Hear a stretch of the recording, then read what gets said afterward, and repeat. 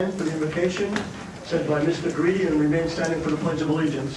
Mr. Greedy? Thank you, Mr. President. Let's put ourselves in the presence of God and bow our heads. Loving God, I ask you to give us wisdom and knowledge that we may make our city a better place to live and work for all in it.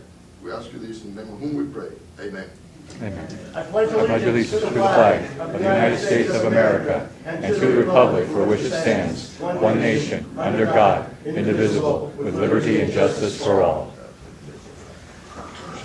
All city council members are present, along with our solicitor, Mr. Holbert, and our controller, Mr. Glazier. At this time, I'll entertain courtesy of the floor. If you're speaking as an individual, 3 minutes. If you're speaking for an organization, association, or group, 5 minutes. Mr. Hilliard, welcome. Thank you, Mr. President. Joe Hilliard, 2819 Rhonda Lane. I'd like to ask to be recognized as speaking for, as I explained before, we're establishing a very methodical method. So moved. 5 minutes. Oh, I'm sorry. Okay, thank you. So moved. 5 minutes, Mr. Hilliard. Thank you, sir. We're establishing a very methodical method to get to the bottom of what's been going on in the city fiscally. Forget all the crime and corruption, far better entities handling that than we would. But we all know the city's been in a fiscal mess and it's getting worse. And there's all kinds of shenanigans going on. So one of the things we did was I filed right to know, so I'd like to give a brief update on that. If that were submitted, there are the Office of Open Records that state they can't locate years of financial records for 5 years out of all the years I requested. They claim they're gone. Now, I think I'm going to win that because that's not an argument. If a third party holds those records, the agency has to go get them. So, but I think that's very interesting. Frankly, that also is interesting is why would those particular years be picked? So now we know where to start zeroing in on. So sometimes when they think they're information. I also mentioned that I was going to a SEC seminar, Securities and Exchange Commission. It's quite exhilarating. In 2010, they established the Public Finance Abuse Unit Enforcement Divisions of the Securities and Exchange Commission. Basically what they're doing is rooting out the kind of shenanigans that, and it's not just Allentown, it's going on everywhere. Manipulating numbers, juggling money between funds, etc. I'm not going to talk about the first case. One of the first big cases was city. Basically, they found there were transfers of monies in the city's general fund from other restricted funds. Actions misled investors and rating agencies about the city's real financial condition. You've been hearing citizens ask these questions for years. We know what's going on. We're going to prove it. Or get an agency in to prove it. City then settled and agreed to pay $1 million fine. Can the city afford $1 million fine? This stuff needs to stop. The budget director, the other thing they started doing, and the fines actually are $15,000 personally. And actually, they sought a $450,000 fine. The city also lost a motion for a new trial. Another, Westlands Water District moved money from reserves into an operating account in order to fund the operating account to make it look better than it is. $5,000 fine. The general manager paid, a personal fine of $50,000. An assistant general manager paid $20,000.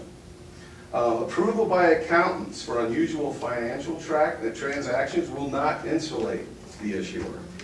Because we know what accountants and lawyers, what they want to hear. And that goes on a lot. City of Harvey improperly diverting bond proceeds to other uses and to fund city operations. The controller of that city paid a $30,000 fine.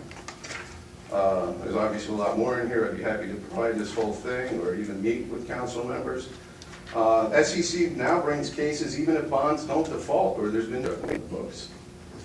Individual officials are going to be at risk of SEC action. Part penalties can include fines, which cannot be reimbursed by the issuer, and limitations even on future participation in municipal financing. They don't just go after people who signed a 10b-5 certificate. They're looking at one person or others who are alleged to aid and abet the violation. This is getting pretty serious because Wall Street and the government knows what's been going on and it has to stop. So I'm hoping City Council, those bank statements I requested, and as I stated before, If the mayor interferes and says don't provide it, I believe that's a violation of the charter because the charter grants you subpoena power.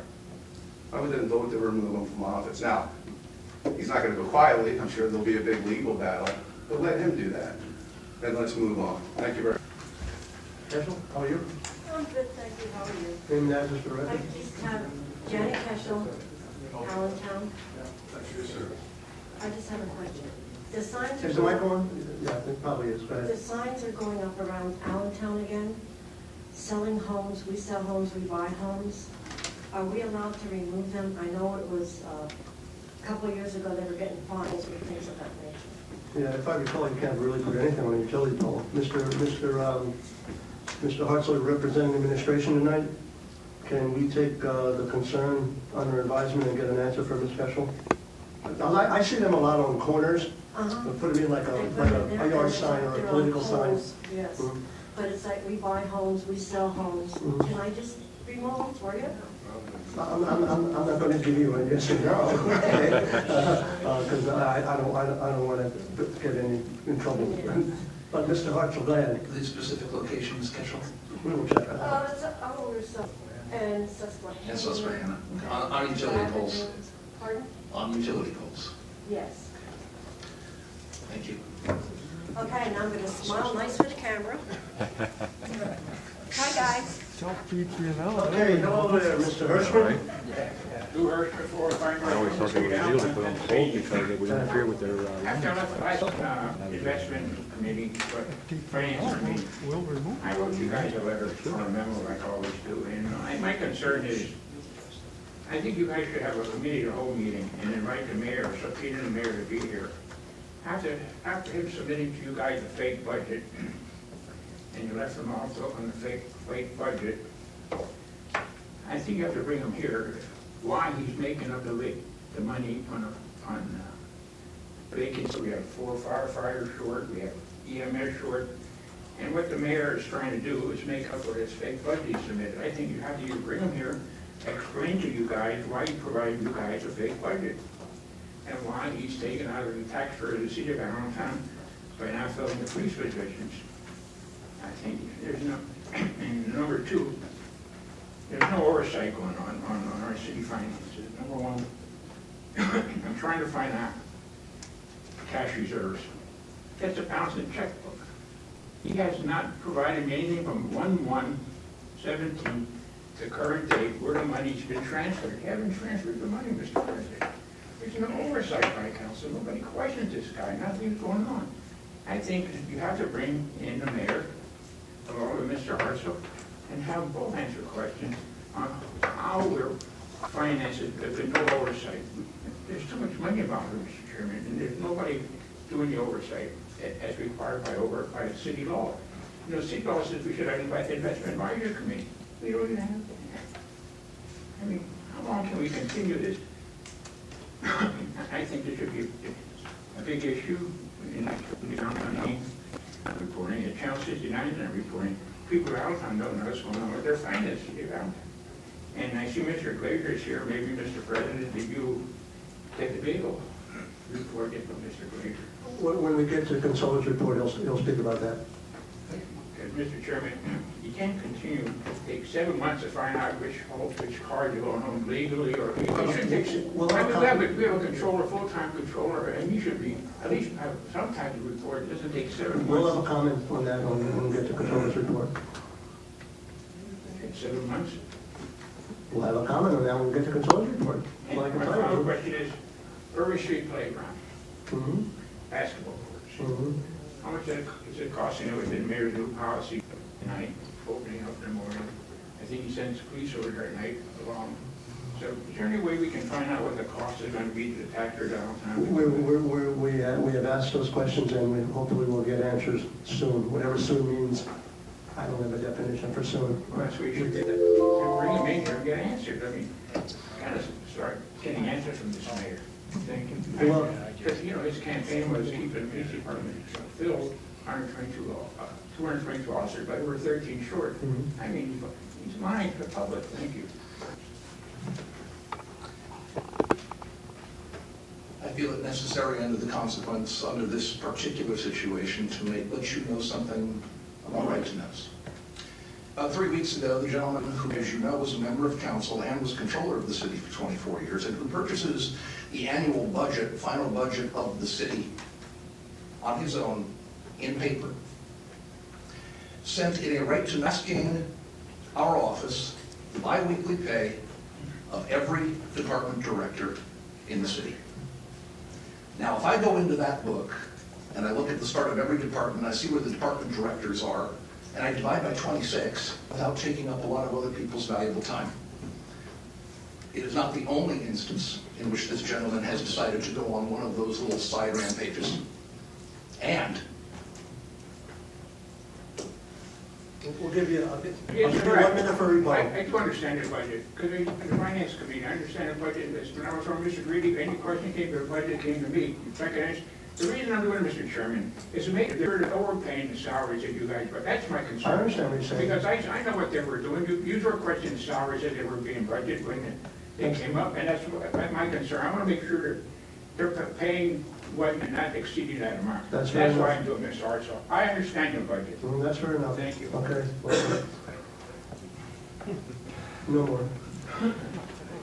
Sir, go ahead. Would answer this question. Marshall, I respectfully decline to give my address for privacy reasons. Okay, let me, I gotta do the same thing as I did 2 weeks ago. Okay. Bear with me, Mr. Holbert. I think we should stay consistent. I believe he was allowed to speak the last meeting, and there has been other times where people have made the same request for privacy purposes. I'd like to be recognized as speaking for an organization, the Oath Accountability Project, and I'd like to be allotted the 5 minutes. What's your organization? The Oath Accountability Project, Where are you home based? we're home based in Pennsylvania. Okay, 5 minutes. Okay. Granted, so moved. Thank you.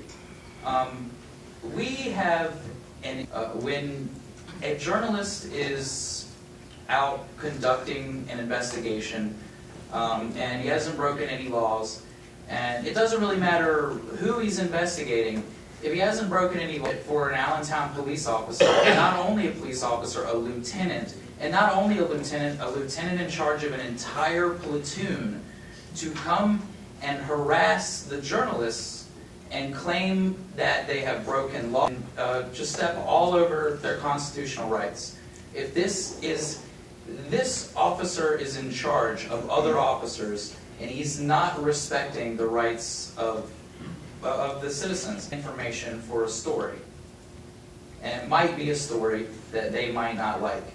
And I think that it's absolutely it's unquestionable that that is inappropriate. The law is broken. How can they justify taking time out of their workday to go and address a situation that they should not even be addressing? Some suggestions, maybe some retraining. I would like maybe to offer myself and my team to offer a little bit of time to volunteer to come in and speak to some Allentown police officers, what we do, why we're out there, and maybe we can try to make this relationship better, because we're not out there trying to anger the police or anything. We want the police to do the best possible job that they can do, and the job that we pay them. We want police out, breaking laws, giving each other breaks, having special privileges. We have an issue right now where half of the Allentown Police Department's garage have fraternal order police stickers directly on the license plate, or thin blue line stickers on the license plate. That is an obstruction, and nothing but the registration stickers should be on the plate. And the fact that these vehicles are parking in there where uniformed officers are walking the law every day is just, to me, it's astonishing. And I think something should be done about it. I just don't think that. Now, do we have any questions? I mean, are you guys aware of the video that I'm talking about? It was released just last week. It's gotten over 70,000 views at this point, and it was released on Sunday morning or Saturday morning.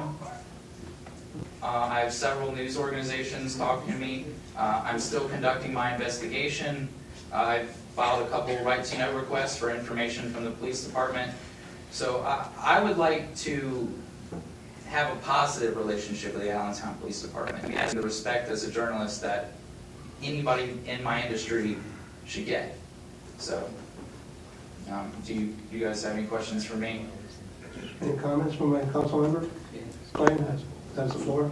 Same question I asked you last week when you were here. Have you reached out to the chief and made that offer? I actually have. Can I finish my question? Oh, yeah. Have you made that offer to the chief of police to sit down with him and discuss to us? Well, I actually have a meeting planned this week with the chief. I have been in contact with him this week, and in fact, today we set an appointment.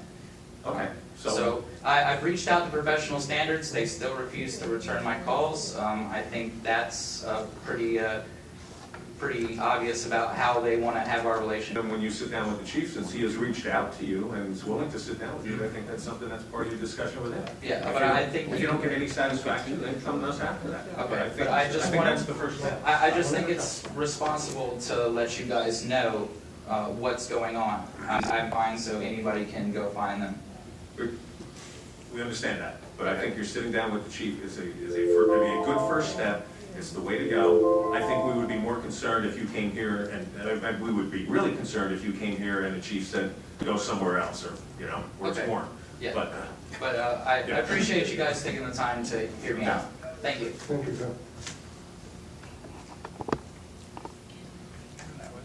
Yes, sir. Cashel? Give your address for the record. Good evening, David Cashel, Wabash Green.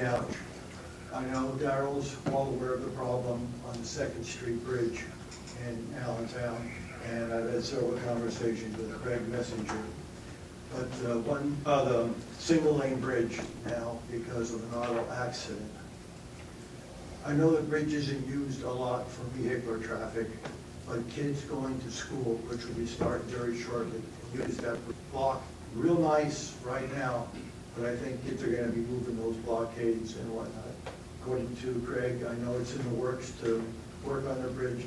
I just want to bring city council aware of it. So we get That's more than fair. And I'll try to stay on top of that, David. Appreciate it. Thank you. It's safety for the kids. Stephen Traeger? Kind of represent the Allentown Tennis Association as well as the Tennis Board North.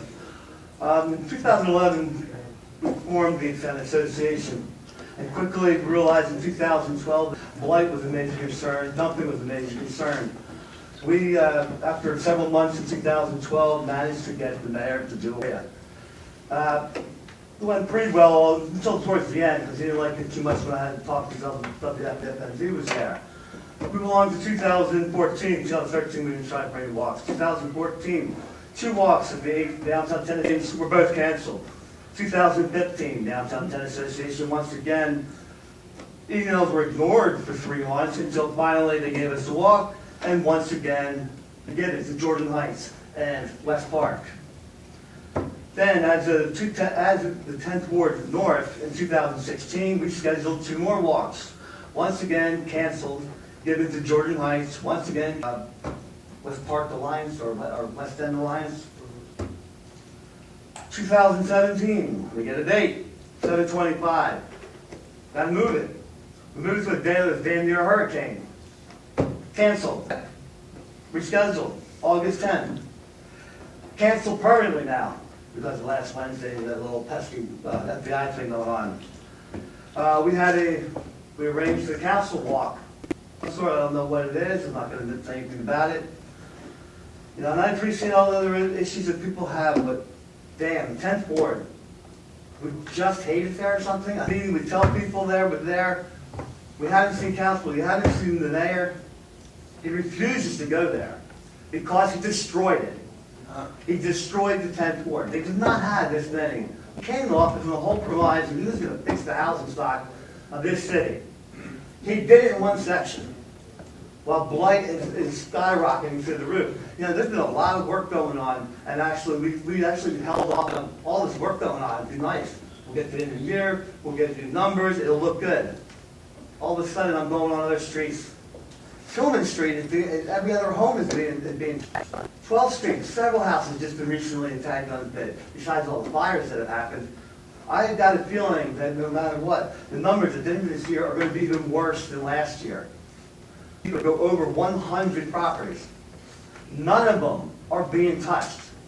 I mean, what the hell's Stellar doing with all them buildings on 5th Street? They haven't been touched since. They've been broken into repeatedly. Over Penn, our favorite problem child, that's been broken into again 3 times in the last couple of weeks. God knows why they're breaking in. There can't be anything left. Can't be anything else left. The issue is, why, repeatedly, is the 10th ward left out of everything? It's not routinely just ignored. It's dark. The crime, according to several officers, has increased. Not the violent one, but at Washington Street and called in the open drug dealing coming out of what appeared to be a corner store. The guys keep walking out. I don't know if they work there. I like going across the street, actually, so I frequent that one. But there's several businesses that have tried, and there's several businesses that don't try. Hannah's in particular cut down the no parking signs. Manufacturing said he saw that, but he will not give his name, and he'll stay denied it. Finally, the parking authority just this week told me Monday that yes, in fact, there is signs are gone. What's parked there? All Hannah's cars. Half of them are illegal. I call this in over and over and over and over again, nothing. And of course, I don't know, they just pay to play because all over his fences, initially, by the way, Pulaski's signs were also on at least 3 dozen blighted properties. I didn't know nobody could go there. You're not supposed to advertise. That's like you basically litter on private property. But I respect our council to do a council walk, and this time let's get it done.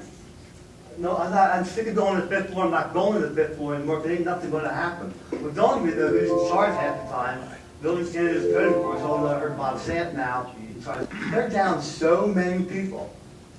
It's ridiculous. I mean, there's so many homes across the state that have not been inspected in 10, 15, 20 years. And that's sad, that's pathetic, and one of these days, it's going to get us.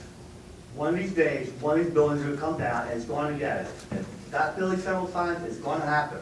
Mr. Hanlon, tomorrow reach out to Ms. Stephen Trigger to we'll do a council walk, okay? For the 10th Thank you. ward. You're welcome, sir. We'll get a common date for all of us. Yes, sir. Come on up.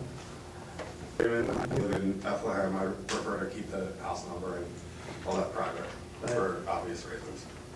I would also like to be given my 5 minutes. I'm a reporter and I'm speaking on behalf of a community organization based in the Lehigh Valley. All right, so move 5 minutes from Mr. Freeman. The first thing I wanted to address wasn't even planned tonight, but I think it really needs to be said, that if people who are speaking out like yours were standing at the door and standing around the door in this room intimidating police supporters, I really think that that officer in the back of the room would have something to say about it. And I'd like it on the record that the entire time I stood there, someone in the pretty foul things about me. And while the other gentleman that I work with was up here speaking, she told him to go back where he came from and to shut up twice. No, we're not. We are not. Removed? We are not. This is not a cheerleading thing. This is nothing. This gentleman has the floor for 5 minutes. Continue, sir.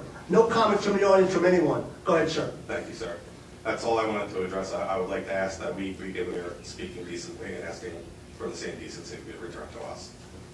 And I say that I'm going to interrupt, and I say as President of City Council, I will give everyone, I want civility, I want respect. We might agree in this City Council chambers as long as I'm in charge. Go ahead, sir. Thank you, Mr. O'Connell. My actual issue that I was originally coming up here to address is because there's been recent court rulings surrounding social media and social media. These rulings were out there for a while. There's been lots of settlements made on behalf of cities who have censored, who didn't want this to go any further because they understand the liability and the cost of pursuing. Most recently, due to Donald Trump's censoring of Twitter, it has become an official court statement that these things are public forums. If you were to open them for one person to speak, you must not censor these pages based on opinions or lack of support. That is happening here in Allentown, and it's happening on a regular basis. Facebook page. I cannot comment on that page. That page is linked to the official city website page. Under the city website, it says, check out my Facebook. I can't comment there. I can't say anything, I can't even message the man, because I have a dissenting opinion, and that's not okay. So I'm here to address that and to publicly say that that is not okay. We all have a right to our opinion, and we all have a right to be respected in these chambers and in this street, and curse at me and tell me that you hate my opinion. I'll respect your free speech on that. But don't do it while we're doing this, and don't do it on public forums where we're supposed to be able to interact and have this dialogue before we even open it. It's very sad. It's very unfortunate, and unfortunately, it looks like the mayor would rather incur more costs for the city under illegal and to remove people from the blacklist. I'm here today because we have gone pretty much on tour today, visiting lots of different places. We have been in Bethlehem Township today, visiting with the chief in there that handles their Facebook, and they have agreed to remove everyone on their block list, and we have agreed to not pursue it legally. That's all we're asking for. We're not looking for a court battle. That's not our elected officials.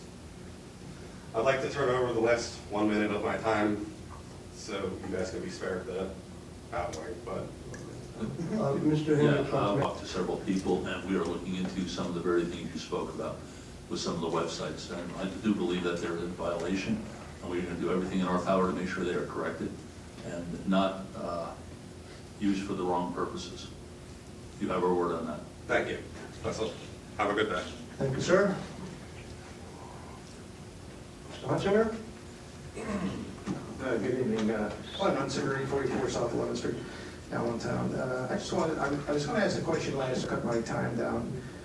It's a financial question, basically, and I had to talk to Mr. Glazier afterwards about the reconciliation of checks, and maybe he could tonight, if he don't, I'll tell you what he said to me. When we get to the controller's report. Okay, well then, I don't know if that's going to come up, but the reconciliation and the conversation, anything, or he can't get to the checks. He's working on September and October of last year. The question is then, does that have an effect on our audit, on the CAF report? By effect, then maybe we don't have to reconcile checks anymore, and we can save that expense. Mr. Gleason, Budget and Finance Chair, you want to make a comment? Well, we're gonna get a, on the 23rd at 6 o'clock.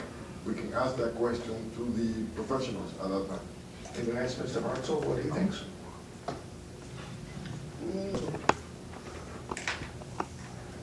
What was the question? That's the reconciliation of the checks. With respect to the 2016 CAFR, I will certainly admit that we have timeliness issues. Those months' bank statements were reconciled and reviewed by the auditors as part of the 2016 audit. So that's sort of my conversation with the controller. I am not sure what the controller told you, but I am looking at this report. Those are the people that we. Well, the CAFR report doesn't talk about actually the detail of actually reconciling checks. We don't go down to that level.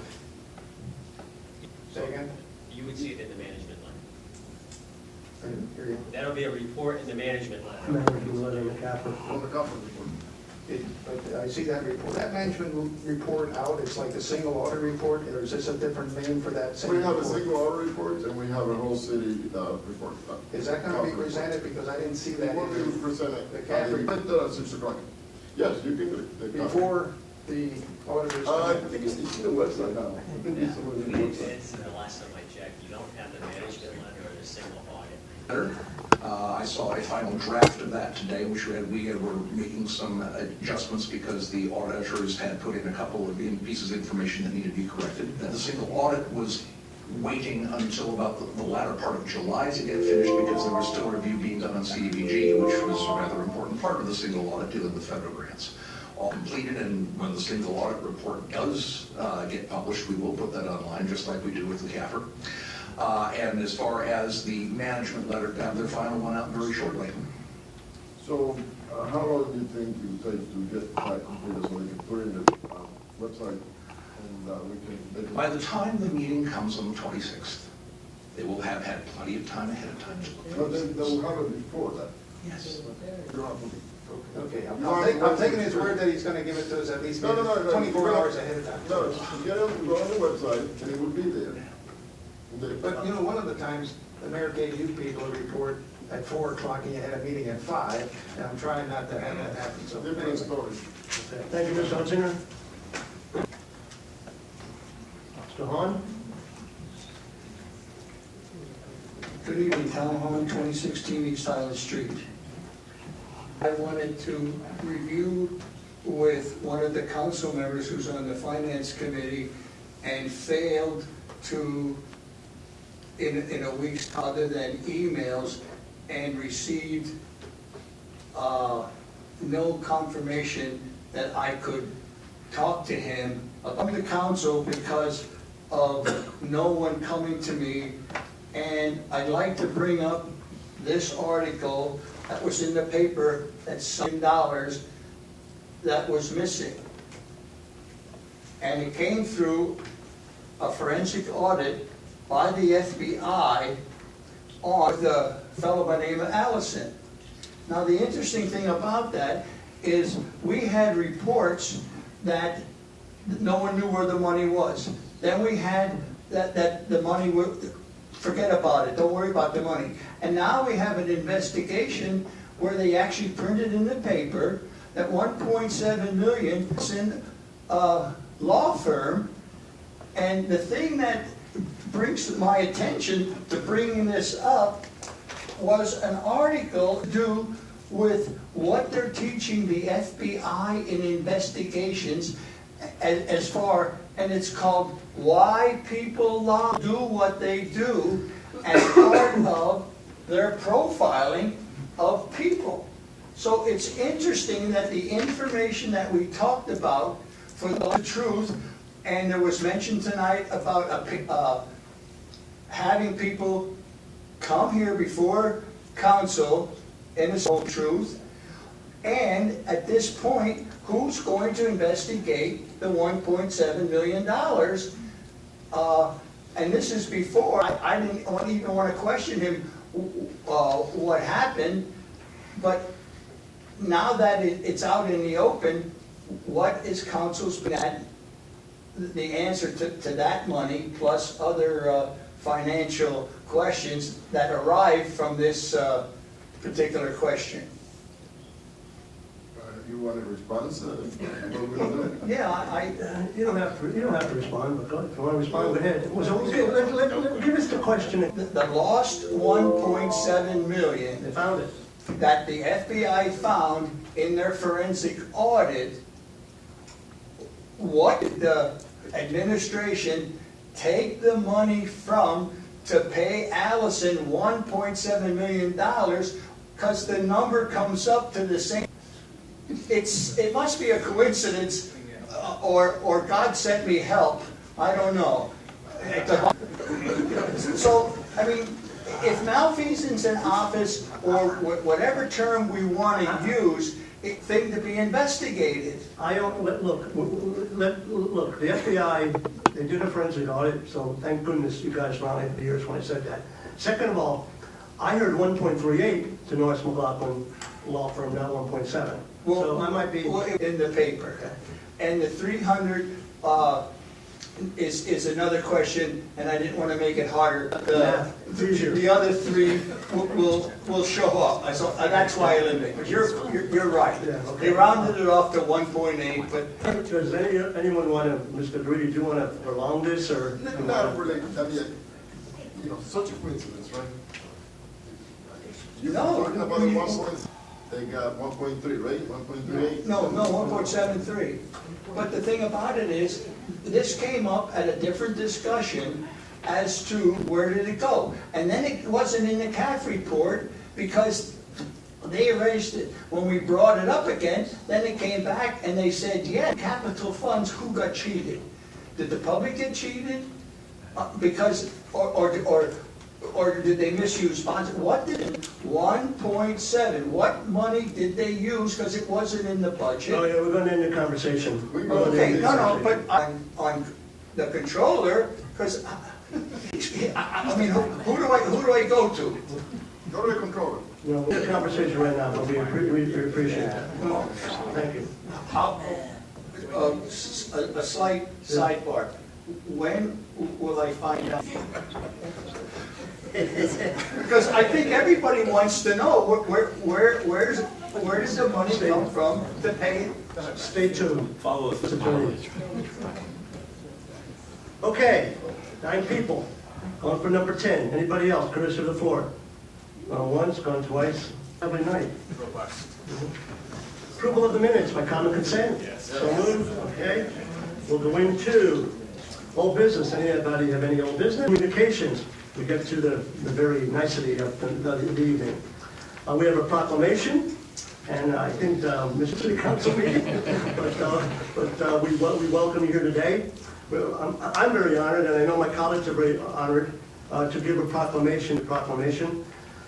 We're resolved by the Council of the City of Allentown that, whereas Keith Greller, graduate, and will be celebrating his 35th anniversary as a full-time writer with the paper in September, and whereas Keith Greller hosts a weekly radio show on ESPN Radio of Lehigh Valley, and currently co-hosts a weekly sports talk TV show on WRCN4 Cable. And whereas Keith Greller has been covering Lehigh Valley sports for 35 years and has won numerous community. Whereas in 1998, Keith Greller won the Morning Call's Publishers Excellence Award. Whereas Keith Greller has covered 2 World Series playoffs, Eagles playoffs, and Super Bowl Lehigh in the NCAA football playoffs. And whereas Keith Greller covers PIAA football, basketball, and has been inducted into the Lehigh Valley Softball Hall of Fame, the Lehigh Valley Basketball Hall of Fame, the Lehigh Valley Sports Hall of Fame, the Blue Mountain Baseball League Hall of Fame, and the Deer High School. Now, therefore, Allentown City Council on Wednesday, August 2nd, 2017, recognizes and honors Keith Greller as a senior writer at the Morning Call and for his coverage of community members of the City Council. And let me tell you, this gentleman is homegrown. He has given his life to the City of Allentown. Events, okay, fundraising events, nonprofit events, charitable events. This man exemplifies what a true Allentonian. He had probably plenty of chances to leave the Lehigh Valley and pursue other careers in sports writing. He has stayed here. I personally have known Keith Greller for many years. There's for Keith Greller, and believe me, there should be more Keith Grellers in the Lehigh Valley. Keith, we congratulate you.